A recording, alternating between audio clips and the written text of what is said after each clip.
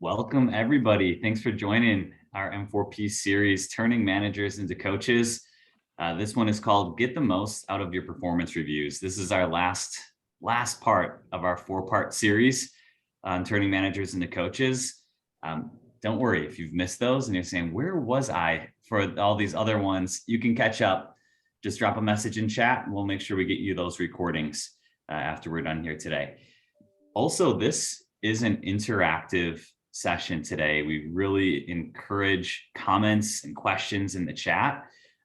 Please interrupt us as often as you can when questions pop into your head. You don't have to wait until the very end of what we're doing here today. We want to make sure that we're answering these things as we're talking, make sure that this is an organic conversation rather than a presentation for you today. So please drop it in the chat. Just by way of introductions, my name is Mike Kinsey. I'm the VP of Talent Optimization here for M4P. I'm joined by my friends and colleagues, Edgar Jones, VP of Coaching, and another Vice President here on our team is Ben Murphy.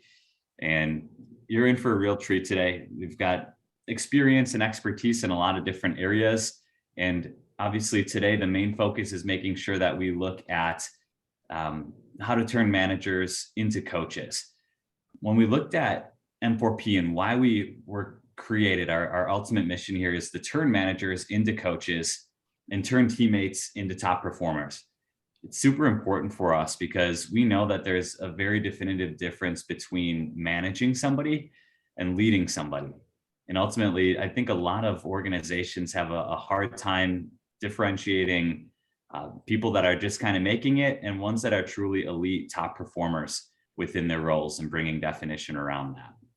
So looking at today's topic of getting the most out of your performance reviews, this is a hot topic right now. And internally here, we call them quarterly conversations.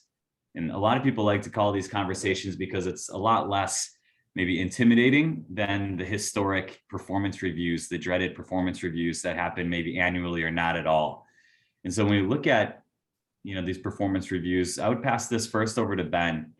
Ben, when we look at this, how do more companies kind of struggle with performance reviews and why are they so important within organizations to actually do? Absolutely. And let's start with why they're so important. And I want you to think about it from the employee's perspective. We meet with a lot of organizations right now that are having retention issues. And let's dig into how you can have a game plan to directly impact the 3 main causes that are causing retention, right? So people leave because they're not connected to their manager, okay? People leave the organization or get disengaged because they are not aligned in the right role. And they leave because they don't see how they're connecting their relationship with that organization with the rapid and fast growth that they want to see in their career. Okay. And so why do you need to have managers turned into coaches? And why do you need to have these touch points, these reviews, these quarterly conversations? Because they directly impact all 3 of those things if done right. Okay. We need to train and develop managers that they have a game plan on how to coach their people and they know what to talk about. And so we believe in focusing those quarterly conversations around things of performance, but also those development pieces of skills, values, and behaviors that will bring the most out of that person because they're connecting on the strategic conversation that truly is a conversation, not just a tell them something. But then they're also applying that to their current role and how that lines up, but always focusing on developing that person for the future. And so we believe that if you can master the rhythm of how you're going to have these coaching conversations with your people, you'll change those 3 dynamics in a faster way within your organization. Better connection with managers, better alignment for people in the right roles, better sense of people and how they're connected to your business for their own personal development. And so that's why it's important. We want your people to feel that. And if they feel that, you're going to get better performance, you're going to get better retention. And that's a huge thing that every organization is looking to do. Yeah, that's a really good point. And, now that we know the why behind the coaching conversations, tell us a little bit more about how exactly we can practice that. Yeah, absolutely. And so, why we designed M4P to create a opportunity for organizations to put managers into a system to elevate their ability to become a coach by practicing these good habits. And so those good habits consist of having check-ins with your people, having these more formal coaching conversations with people, but talk to people about the things that are truly pertinent, so they're not check the box items. How are we doing together in developing performance towards these initiatives? And what are the things around skills, values, and behaviors that are going to optimize our ability to win? I coached college football for 10 years, right? Every person in every company is playing a game, right? They're trying to win that game. These coaching conversations are timeouts on the field. There's sideline conversations when you're not on the field, and you're always talking about the things that matter that are going to help everybody win together. And you just need to put that into a way that managers and coaches can do that systematically within your business to create that same type of culture that you have within those awesome sports organizations. Yeah, it's really good, Ben. And I'm curious to hear from Edgar on this one. Obviously, been a coach for a very long time. How have you personally practiced taking the position of a coach within your organization? That's a great question. Mike and Ben did a great job hitting on some really good points.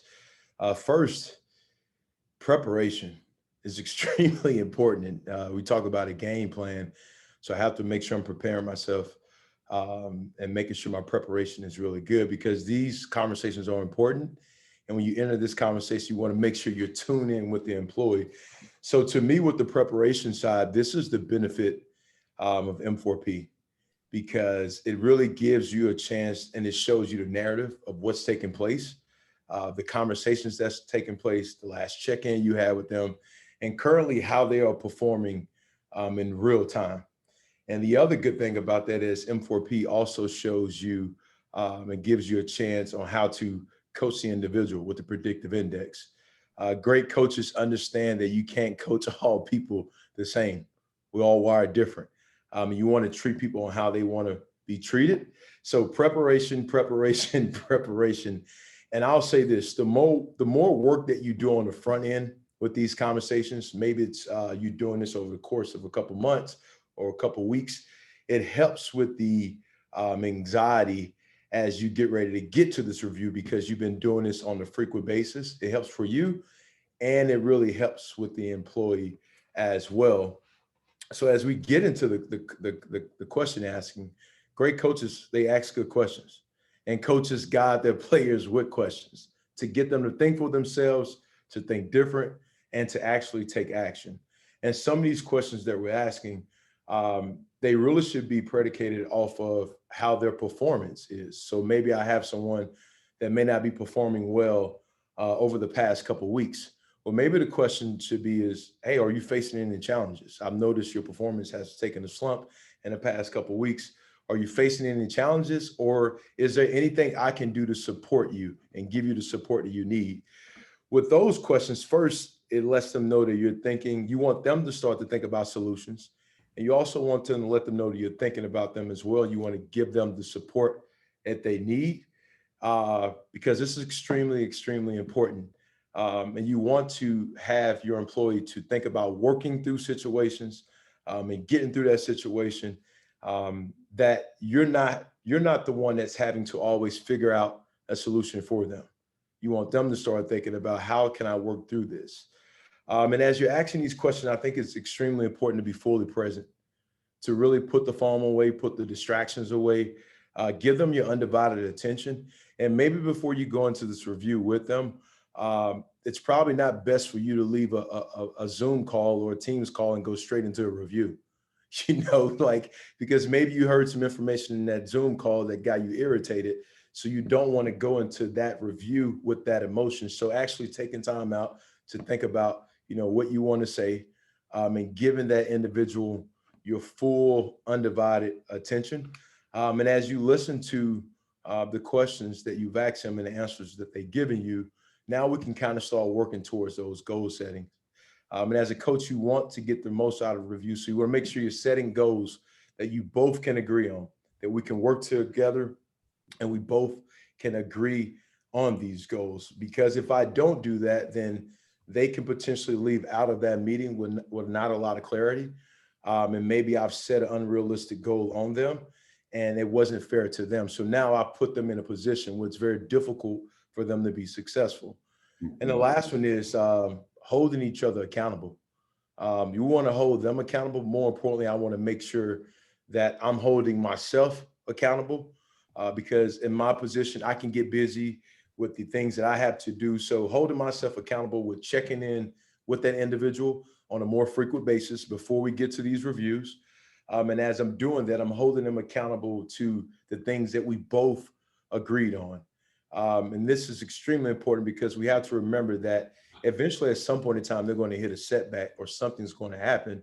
So if I'm having those conversations with them, checking in with them on a more frequent basis, we can kind of get in the way of this big snowball that may potentially come downhill because I've been checking in with them and I've been holding myself accountable and I've been holding them accountable. So Ben, what's some other crucial talking points during this review that we should focus on? Sure. And I see there's a Q&A question about kind of frequency of these. I believe your organization has to set how much you think your team can execute this, and it's a journey. We actually do a weekly kind of 10 to 15 minute check-in, and then we do a quarterly conversation where it's going to be like 30 to 50 minutes with that individual where we get more in depth.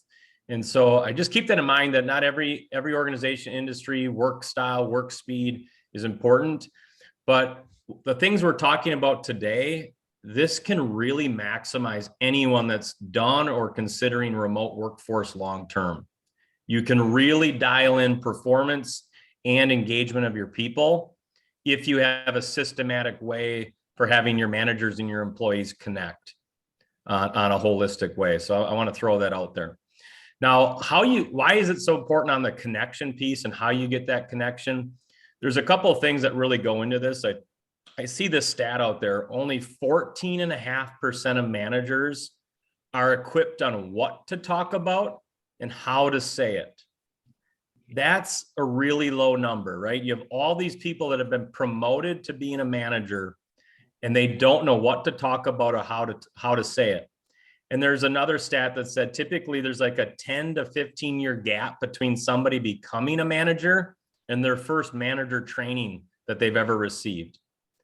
And so it's kind of the nature of the beast and what businesses are doing. And we really want to prevent that from happening.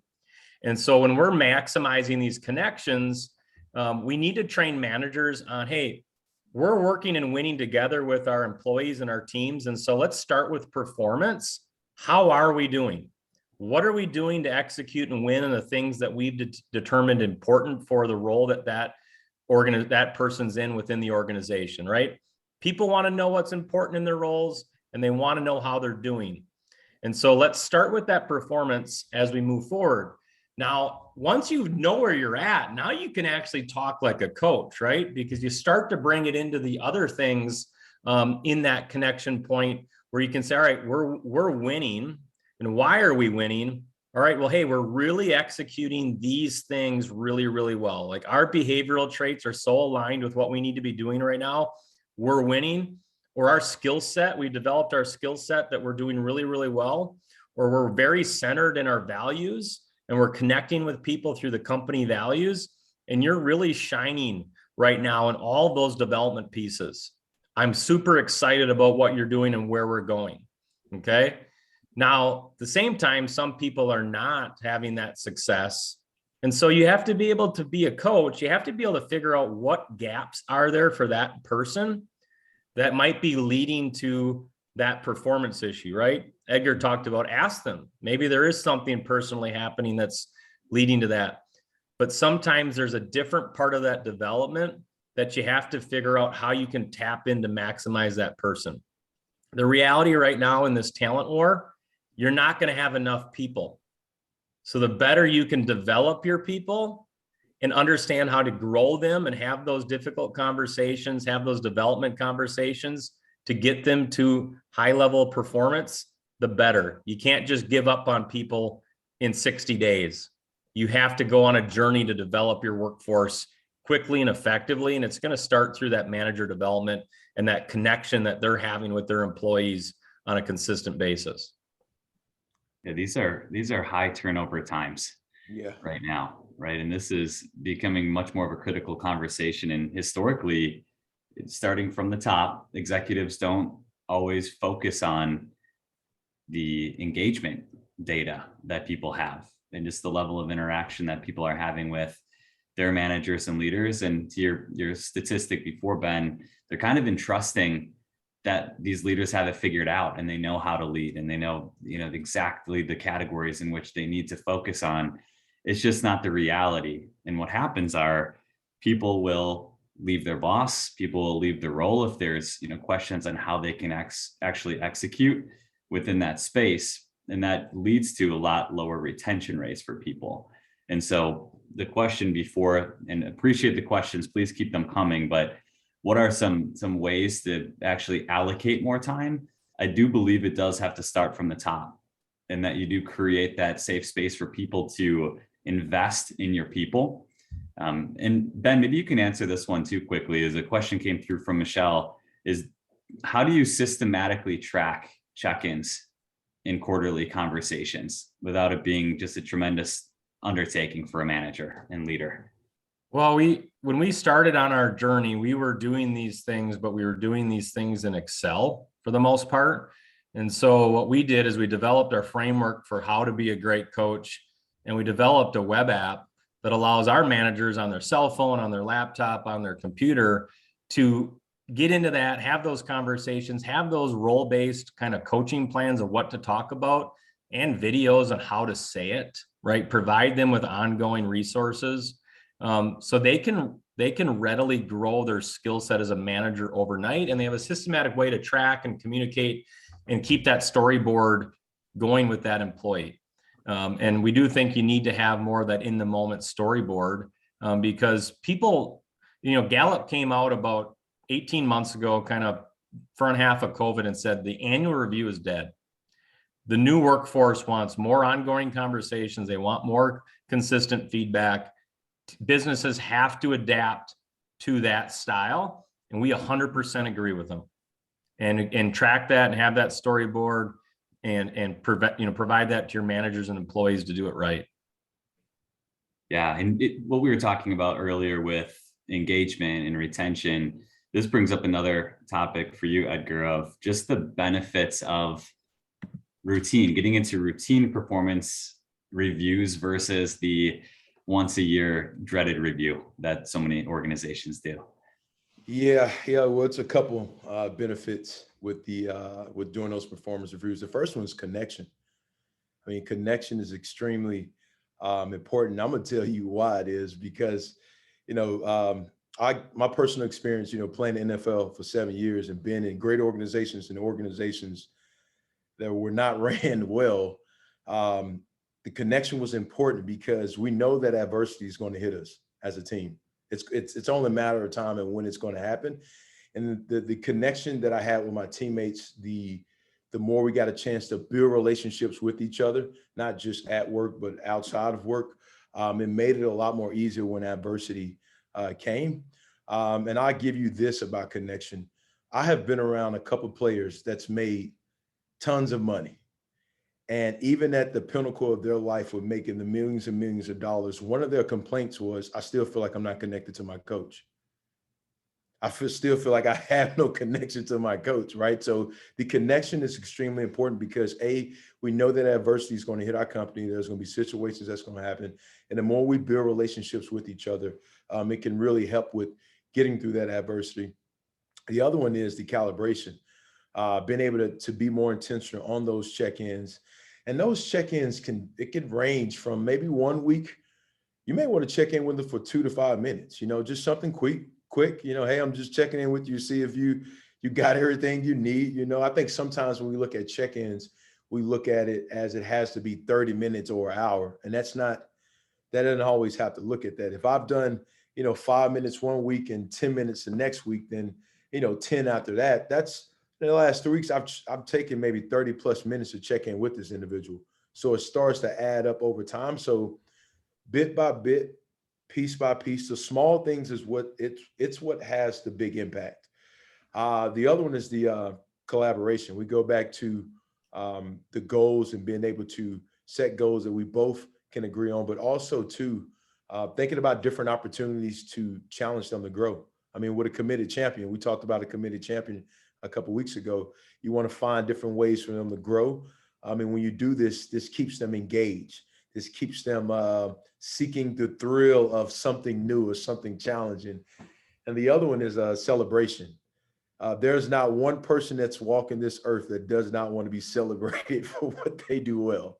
We like a pat on the back to say, hey, job well done. And this is critical when it comes to our employees, when it comes to ourselves. And one thing about this, when we celebrate, it lets people know that they're valued, that they're being noticed for the work that they're doing, and a job well done. So Ben, what's some other practical how-tos that we can maximize connection with our employees?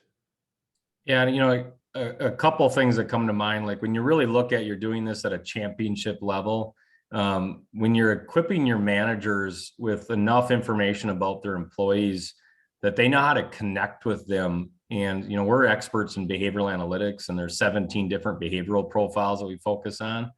And so motivating and coaching and developing each person's a little bit different. And so if you give that manager that resource of understanding how that person's wired, how would I naturally connect with that person? And then how do I apply that to the role that they're in and how I'm helping them be successful? That's when you're at a championship level. And for some people, they're not even close to starting that journey. And we believe in get on the ship and start that journey, and you'll get there quickly over time. But practically, like, you have to be able to create the space and the environment for your people where this becomes the norm, that we check in with our people, we talk strategy with them, we develop them. They're important to us. We believe in having a people first culture.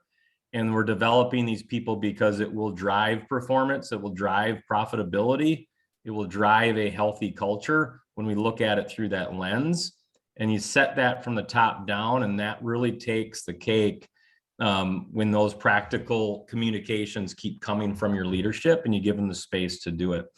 And I just want to throw this stat in here. This is something that I think we're proud as an organization. We're growing really fast. We hired 91 people last year, 91 people. We had, of those 91 people, we've lost 4. 3 others are not hitting the performance objectives of the role they're in. The rest are hired, onboarded, and hitting the performance expectations of the positions they're in. And we did that while promoting 22 managers. So create a space and an environment and a system that you can scale your business, because your manager level becomes your strength, and your employees really, really appreciate being a part of that people first culture. It's a super powerful statistic, Ben, and it's obviously encouraging to hear. A lot of the questions that are continuing to come through seem to be related to the how. How does somebody do this consistently, and what? Because I know there's so many organizations that are tracking things in 10 different systems or spreadsheets, and maybe a bit archaic. It makes it really hard for managers and leaders to consistently be able to do this and to track that information. And obviously that's a big piece of what we want to share with people today. So maybe you can speak a little bit on that a bit, Ben. Yeah, I think there's a 2-step process for getting this going. First is we do believe you have to train your managers on how to communicate. What are the phrases, the things that are going to best connect with people? And so we focus on 8 key themes that are going to get that how to communicate, plus videos, because every manager is different. Some of our naturally born people that connect with people, some aren't. So you have to develop that holistic skill set in that manager. But then how they're actually doing it is you have to give them the things to focus on within each role. The biggest thing that I see missing once you have a good communicator, like you can have the greatest man, like everyone loves them. And some of those managers don't develop their people. They're just friends because you haven't created the space of what does the performance look like in that role, and what are the key coaching things for that role, that those awesome conversations that manager employee enjoy having are still focused on things that are impacting their development, impacting the business and the team. And so it's connecting those two things, right? But there's kind of two types of managers: those that love about performance and are kind of really firm and they struggle to connect. Well, you got to train and develop the connection piece with that manager.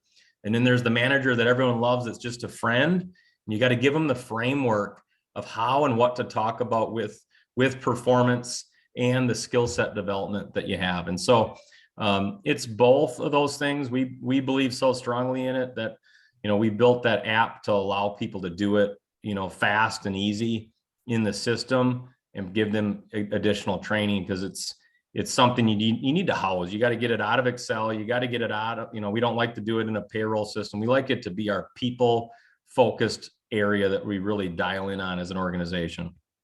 This is the movement that so many organizations, they need to go into. It's people first, right? People are the lifeblood of everything that we do.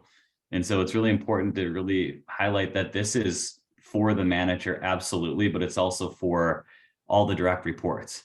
It's not a tool to, put people under the microscope and micromanage. It's actually to create opportunities through communication, through transparency, and through objectivity, because we can lay these things out together and have mutual accountability on what actually needs to happen on a day-to-day and a week-to-week within those roles. And so a lot of people that we talk to that are our partners are saying, gosh, our people actually feel really engaged and inspired by this because they see a career path for themselves. And that's one of the biggest reasons why people leave, is they don't see a long-term career path for them within an organization. So having that roadmap for managers can really, really be helpful. The big thing too is that I know we only have a few minutes left here, and please keep the questions coming. We'll try to get everything answered as best as we can. If we can't answer it, we will make sure that we follow up with you individually and ensure that we connect and get those answered. But something that we do want to offer is for you to check out M4P, the M4P software platform that we have, that application, like Ben mentioned. You can try it for 90 days, absolutely no obligation there, but we would actually jump in and help you with this. So not only would you and the manager and your direct report, or you'd have a full team that would want to complete this and be able to leverage this tool. You'd have us as consultants and experts in this place to help you coach, to train you on the methodology of this, and see if this could be something that is repeatable within your organization. And so that's something we're just super passionate about. We want to be able to offer that to you. Edgar, Ben, I don't know if you have anything to add on that. No, I would just add, the reason we do that is a lot of organizations want to get really good. They just don't know where to get started in that people journey and that performance journey. And so we want to start somewhere. Let's opportunity to find one team, impact that manager, that direct reports, and then take it and run, as many as you want. It's a web app, so you don't need to, be synced up with any systems. You can be doing this on their phone, et cetera. We can always do integrations to other things as needed as well. But we want to be able to do that. That's our CEO's mission. That's the people that work for us want to impact organizations and be innovative with people strategy. And so it starts with hiring people and then onboarding and coaching them to success. And Mike, yeah, I would say, it's, what we do here is working along organizations to continue to give them a growth mindset. We always can look at ways to grow and taking different approaches on how we approach situations. So just having a growth mindset to look at things different, take different approaches. And typically when you do that, you get different results. 100% agree. It's so interesting. Some of the questions coming through of, does this become too compliancy? Is it repeatable for managers to do?